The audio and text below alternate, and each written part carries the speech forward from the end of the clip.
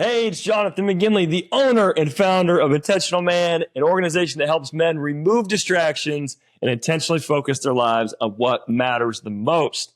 I recently came across a story and it just really moved me. It's inspiring, but it also got me thinking just a lot about our relationship to fear. And I get the privilege of working with men on a regular basis. And one of the most common things holding men back in so many different areas of their lives is fear, whether that be fear of failure, fear of not being good enough, fear of rejection of other people's opinions.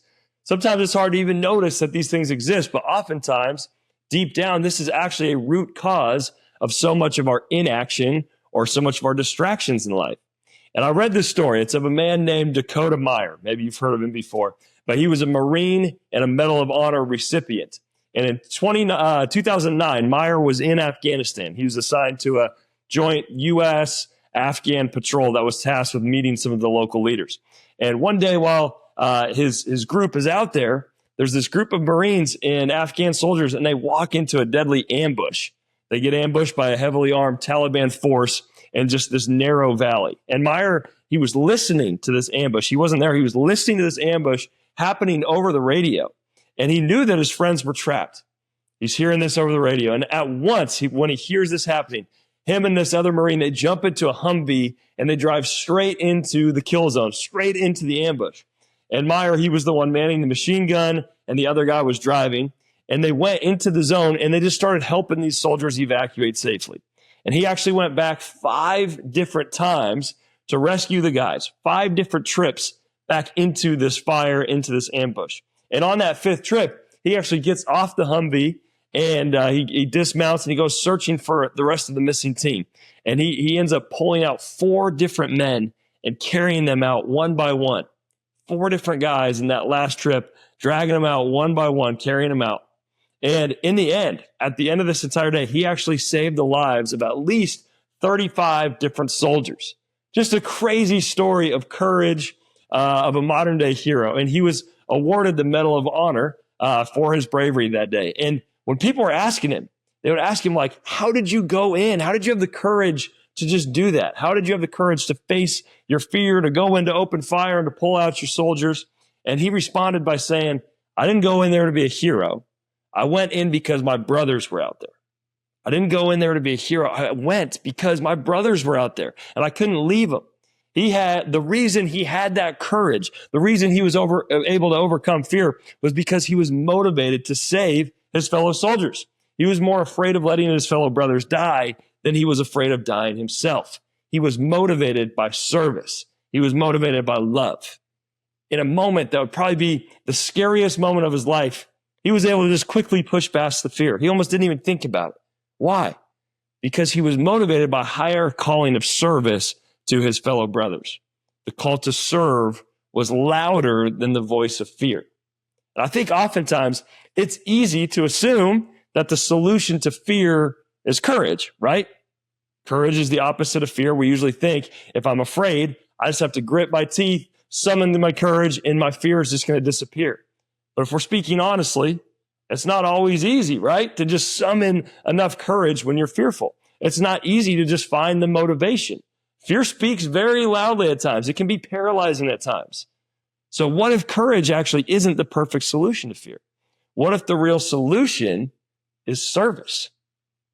Is service. The reason that Dakota Meyer was able to push past the fear of dying was because he was singularly focused on serving and saving his brothers. His loyalty for his brothers is what allowed him to jump into action without even thinking. It's what allowed him to go back 5 different times. It's what allowed him to risk his life over and over. He was motivated by service. He was putting the other's needs far above his own. And like I mentioned before, fear is one of the main things that is likely holding you back from God's best for your life. Whether you're aware of it or not, if you really dig down deep to the root of some of your inaction or some of your passivity or apathy, there's probably some sort of fear underneath. You might be afraid of making a mistake and looking like a failure. You might be afraid of what other people are going to think of you or what they're going to say about you if you step out and do something. You might be afraid you're going to let people down or afraid that you're going to put yourself out there and just be met with rejection. Underneath passivity, underneath distractions, so many times is usually fear. And Rory Vaden, he has a quote in his new book that I read that I love. And he says, here's something to know about fear that you may have never noticed before. Fear is an entirely self-centered concept. You only experience fear when you're thinking about yourself. You tend to not experience fear when you're thinking about others. Wow. Have you ever thought of that before? You only experience fear when you're thinking about yourself, but you tend to not experience fear when you're just thinking about others. Think about it. So many of the things driving your fear are because you're worried about what other people are going to think about you. You're worried if you are going to be good enough. You're worried if you are going to look good enough. You're worried if you are going to be liked, if you are smart enough, engaging enough, funny enough. It's a self-centered concept. You're focused on you.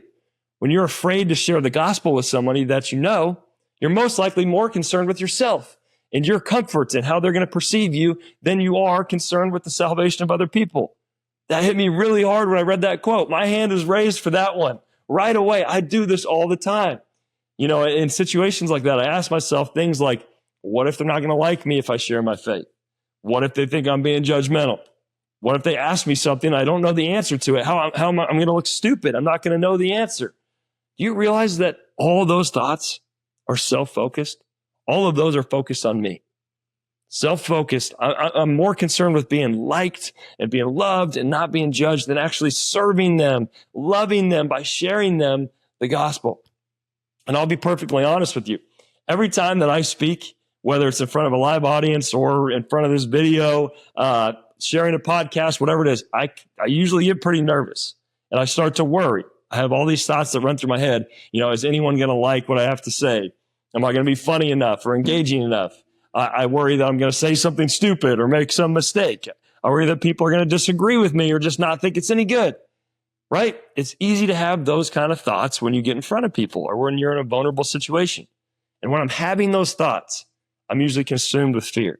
I feel anxious, which makes me procrastinate, which makes me distract myself with other things that try to calm the fear.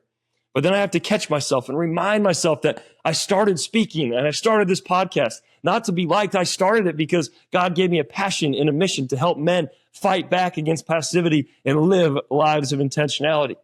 And when I reset my focus on service, on impact, the nerves seem to go away. I'm consumed with a calling that's greater than myself. I'm willing to take action because I want to help others. Think of those times in your life where you've just been serving somebody and you're not expecting anything in return. I almost guarantee those were times you're not thinking about yourself at all in those moments. You're singularly focused on helping somebody else. And when you're in those moments, I bet you're not filled with fear or anxiety. And Rory Vaden, he goes on to say something in that same chapter that's just really stuck with me. You can use this as just a quote to remind yourself throughout the day. He says, there's no fear when the mission to serve is clear. There's no reason to fear when the mission to serve is clear. That was the truth for Dakota Meyer when he saved his brothers. That's the truth for me when I'm fearful about speaking. And I believe that's going to be the truth for your life the next time you're paralyzed by fear. The solution to fear is service. When you take the focus off yourself and you just focus on loving and serving others, you're no longer concerned about how you look or how good you are. You're just completely focused on meeting the other person's needs. And I think we have so many anxious and fearful men right now in life because we live in a culture that's obsessed with ourselves, right? Every message that you see is trying to sell you on something to make you look better, right? So much of our lives are completely consumed with our agendas, our dreams, our comfort, our pleasure, our pursuits. And if you're not intentional, it's very easy to get distracted and just focus entirely on yourself. I do this every day, all day long, if I'm not intentional, if I'm not proactive. And when I'm just focused on myself, man, I feel that fear of failure. I feel that fear of rejection. I feel anxious. I feel worried. I feel stressed. But when I can throw that off and when I forget myself and just serve a higher calling, serve the mission that I feel like God's put on my life, I'm usually way less fearful. Let's look at what the Bible has to say about this. It's been telling us this in a countercultural way this whole time. Isaiah 58:10, it says, if you spend yourselves on behalf of the needy and satisfy the needs of the oppressed, then your light will rise in the darkness and your night will become like the noonday. When you spend yourself for others, when you give of yourself to benefit others, what does it say? It says that your light will rise in the darkness In Matthew 10, it says, whoever finds their life will lose it, and whoever loses their life for my sake will find it. We find life when we die to ourselves. We find life when we take up God's purposes for our life. We find our life when we live for others instead of ourselves. Then in Matthew 20, Jesus says that the Son of Man came not to be served, but to serve. Now, if there was anyone who ever walked this earth that had the right to be self-focused, it was Jesus, right? He's God. He's worthy of all glory, praise, and worship. He's been there from the beginning of time. He's omnipotent, all-powerful. He could easily have come in here and just been like, I'm going to make this world, this life about me. But he set us the perfect example on how to live by saying he came to serve. You find life. You find courage. You overcome fear. You find strength when you lay down your life for others. So I want you to think about your life right now. Where in your life do you feel stuck? Where in your life do you feel fearful? How can you start to focus more on serving others than to focus on yourself? How can you put more significance into your story? Let's take a look at some of those most common fears that men have, right? I've mentioned some of these before. The fear of failure. I hear this one all the time. Fear of failure usually creeps in with men because we tie so much of our identity to our performance. If my identity is completely tied up in how well I do at something, it's going to be incredibly scary to step out and to take any risks. Because if I make mistakes or if I don't do as well as people expect, then it feels like I'm a failure. Not that I just made a mistake. We usually act like we are the mistake. We are the failure if we mess up. From a young age, we're usually taught, whether it's directly or indirectly, that our value comes from what we do, not just who we are. Usually the first question that you're asked when somebody gets to know you is, hey, what do you do? When people ask how you're doing, usually the first thing that pops into our minds is about work or about something that we're working on or some achievement we're trying to go after. Men can be so easily caught up in trying to be validated through our work, through our athletic performances, through our musical abilities, whatever talent it is.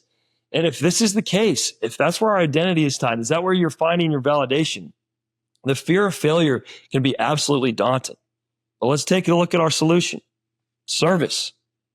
The fear of failure is completely focused on yourself. I'm scared I'm not going to succeed. I'm a failure if I don't perform. But here's the catch. There's no failure if your motives are service. There's no failure if you're focused on impacting others. There's no reason to fear when the mission to serve is clear. Service automatically takes the focus off of you and it puts it on others. And when you're only concerned with impacting and loving others, you don't even notice if you're doing a good job. You don't even notice if you look good or if you're coming across good. You're just focused on them, meeting their needs, loving and serving them well, right? Let's look at another big fear, the fear of rejection, the fear of people's opinions. It's a big one. I'll give you just a quick example from my personal life. I just moved to Nashville, Tennessee after being in Colorado my entire life. So I only know a few people out here, and pretty much everywhere I go, I'm meeting new people. So when I walk into a room, it's easy to hope that I make a good first impression. It's easy to hope that people like me. I'm trying to make friends. I'm trying to make connections. And when I'm worried if I'm going to come across a certain way, or if people are going to think I'm a fun person or funny enough or outgoing enough, when I'm worried about all those things, I usually am super nervous, right? I feel like all the eyes are on me, and I'm like, I better be at my best in order to be accepted or to make new friends.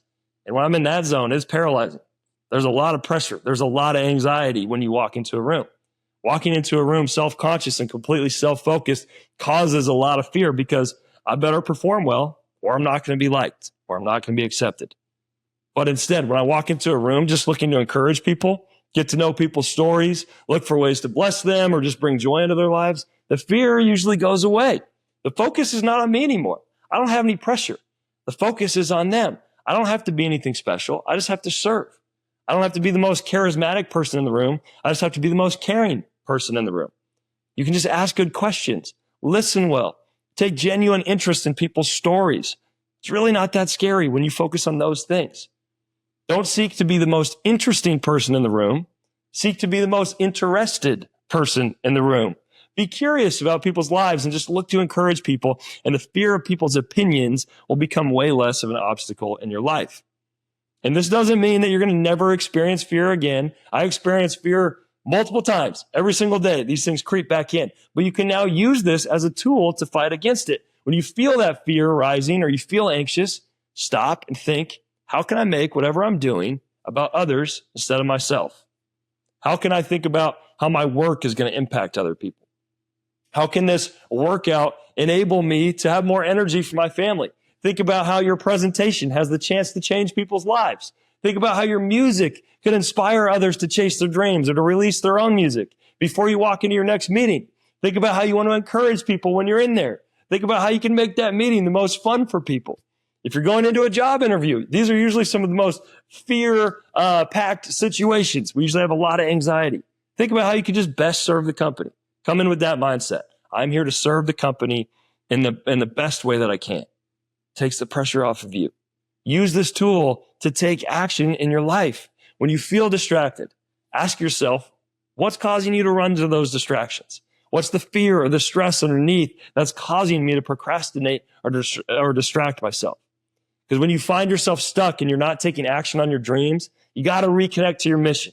If even Jesus came to serve and not to be served, then let's use him as our blueprint of how to go through each and every day. Again, there's no reason to fear when the mission to serve is clear.